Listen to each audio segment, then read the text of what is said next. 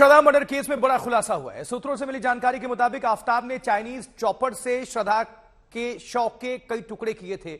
आफताब ने श्रद्धा की हत्या के बाद सबसे पहले हाथ के टुकड़े किए। यह सारा खुलासा नार्को टेस्ट के दौरान हुआ है। वही सूत्रों के मुताबिक आफताब ने नार्को टेस्ट के दौरान बताया कि उसने छोटी आरी का इस्तेमाल भी श्रद्धा की बॉडी काटने के लिए किया था। आफताब ने आरी जिस जगह फेंकने की बात कही है वहां पुलिस हथियार की तलाश कर रही है और इसके साथ ही चाइनीज चॉपर कहां से खरीदा गया इसकी जांच भी की जा रही है।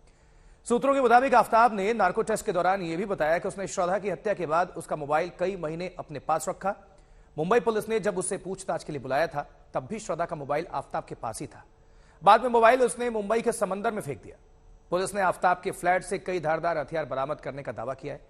साथ ही पुलिस ने दावा किया था कि उन्हीं हथियारों से श्रद्धा की बॉडी के टुकड़े किए गए थे। चलिए, इस खबर पर ज्यादा जानकारी के लिए हम रुक करते हैं अरविंद ऊंझा का। हमारे साथ हमारे सहयोगी जुड़े हुए हैं। अरविंद, जिस तरह से जांच आगे बढ़ रही है, बड़े खुलासे हो रहे हैं। आफताब ने कबूल किया है, जो कि अपने आप में बहुत भयानक हादसे को ये बताता है। किस तरह से चाइनीज चॉपर खरीदा और बॉडी पार्ट्स काटे, और क्या कुछ जानकारी आपके पास तफसील से दर्शकों को बताएं।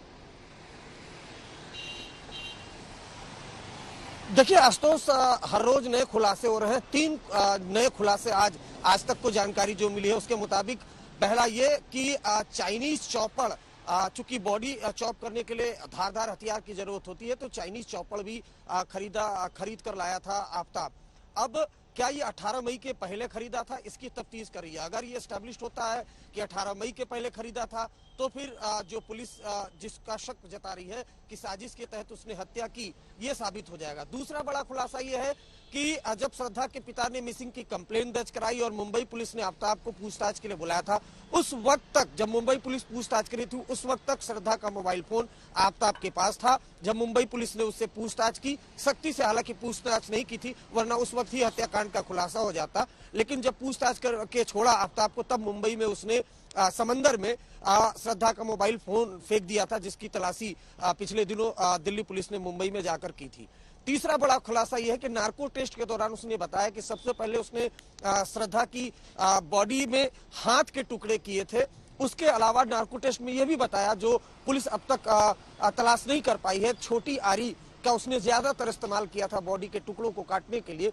तो वो छोटी आरी उसने कहाँ फेंकी है, वो लोकेशन दिल्ली पुलिस को बताई है और अब उस लोकेशन पर दिल्ली पुलिस उस छोटी आरी को तलाशने के लिए लगातार सर्च ऑपरेशन चला रही है। 3 बड़े खुलासे हैं। नार्को टेस्ट हो ही चुका है उसका। अरविंद, सबसे बड़ी चुनौती पुलिस के सामने सबूतों को इकट्ठा करना, सबूतों के लिए तलाश कर रही पुलिस। लेकिन क्या कुछ स्पेसिफिक कोई लोकेशन बताया है आफताब ने जहां पर पुलिस जा रही है या तलाशने? क्योंकि अभी सबूत इकट्ठा करना सबसे बड़ी बात है और चैलेंज भी पुलिस के सामने यही है।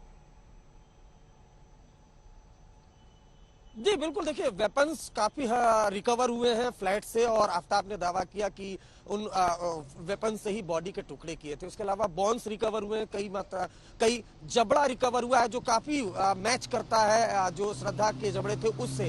हालांकि CFSL रिपोर्ट का इंतजार है। इकबालिया बयान है, जो इकबालिया बयान है उससे कॉर्पोरेटिव एविडेंस दिल्ली पुलिस के हाथ काफी हद तक लग चुके हैं। कुछ चीजें क्लियर करनी थी, इस वजह से नार्को टेस्ट कराया गया है। तो ऐसा नहीं है कि दिल्ली पुलिस के पास एविडेंस की कमी है। रिपोर्ट बस नार्को टेस्ट और पोस्ट नार्को जो इंटरव्यू हुआ, दोनों का आपस में मिलान हुआ। आफताब ने जो कुछ पहले कहा था बाद में भी उसी स्टैंड पर कायम रहा। जी बिल्कुल, उसी स्टैंड पर कायम रहा। सिर्फ एक चीज मैच नहीं हुई थी, वो आरी जो लगातार उससे पूछताछ की जा रही थी, उस आरी की लोकेशन उसने बताई है। जो सूत्रों ने आज तक को बताया, उस लोकेशन पर सर्च चल रहा है। उसके अलावा काफी कुछ मैच कर रहा है। यानी जो आप सख्ती से जब दिल्ली पुलिस ने पूछताछ की थी तो जिस तरीके से उसने हत्या की बात कबूली थी, लगभग नार्को टेस्ट में वही बात उसने बोली है।